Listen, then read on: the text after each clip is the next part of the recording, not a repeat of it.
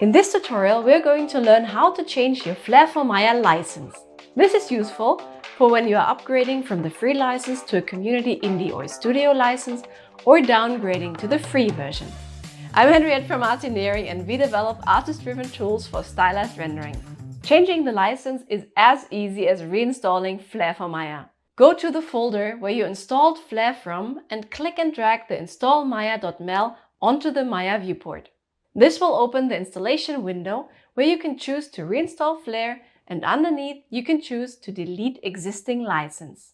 This will reinstall Flair and remove any licenses, prompting the activation of Flair next time it is run. Wait, that's it?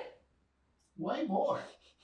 Cool! If you love what we're doing, give us a thumbs up and make sure to purchase a commercial license or become our Patreon to use Flair without resolution limitations and have your name appear in this beautiful list of credits. Thanks for watching and Flair you on the next one.